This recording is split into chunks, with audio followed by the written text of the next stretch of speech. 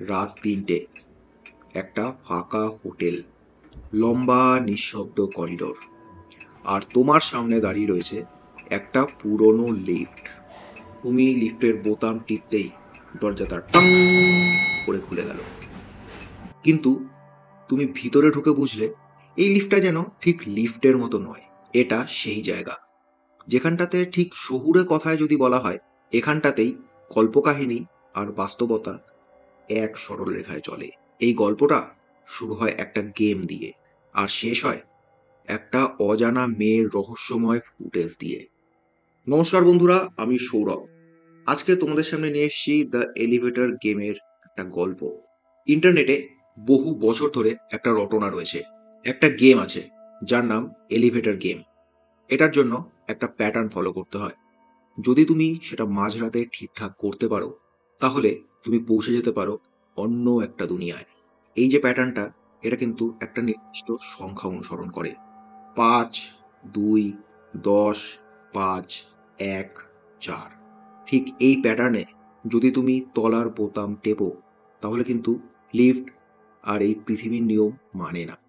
এই কল্পকাহিনীতে বলা হয় যে এই প্যাটার্নটা ফলো করলে নাকি লিফটের দরজা খুলবে, কিন্তু তুমি যেখানে থাকবে সেটা তোমার পরিচিত দুনিয়া আর থাকবে না।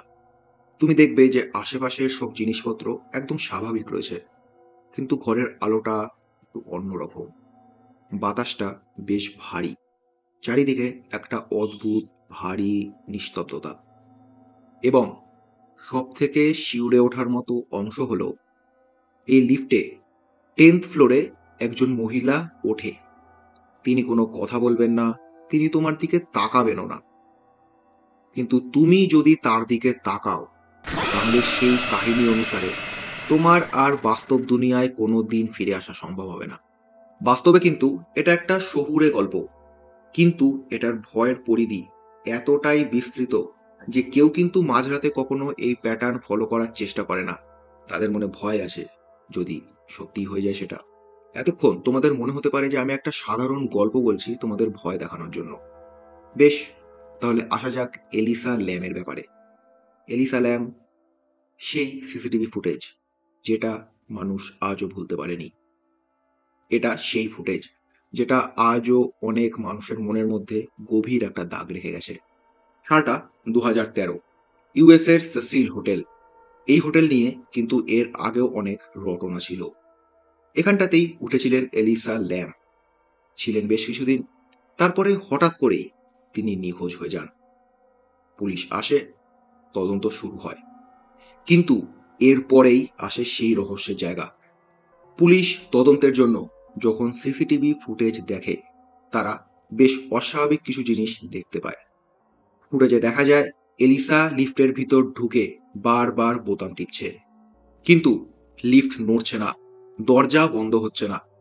এলিসা লিফট থেকে বেরিয়ে লুকিয়ে পড়ছেন, আবারও কাউকে যেন মাথা বের করে খোঁজার চেষ্টা করছেন, আবার লিফটের ওখানটাতে ফিরে গিয়ে কারোর সাথে কথা বলছেন এবং হাত নাড়াচ্ছেন।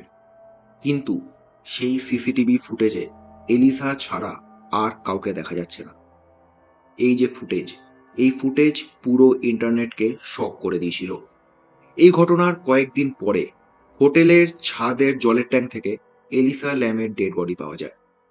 পুলিশের অনুমান এটা ছিল একটা নিছকই দুর্ঘটনা, যেটা এলিসা ল্যামের মানসিক স্বাস্থ্যের অবনতির কারণে ঘটেছিল।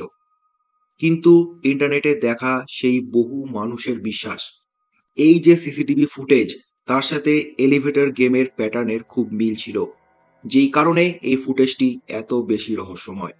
যদিও তাদের থিওরি অনুযায়ী এলিভেটর গেম এবং এলিসার যেই সিসিটিভি ফুটেজ, তার মধ্যে বেশ কিছু মিল রয়েছে।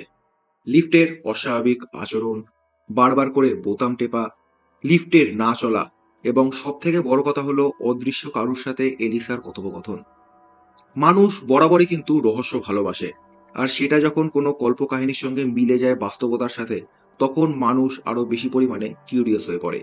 যদিও এক্সপার্টদের মতে এটা ছিল নিছকই একটা দুর্ঘটনা, এই এলিভেটর গেমের সঙ্গে এলিসালামের মৃত্যুর কোনো সংযোগ নেই, তবুও একটা প্রশ্ন থেকেই যায়।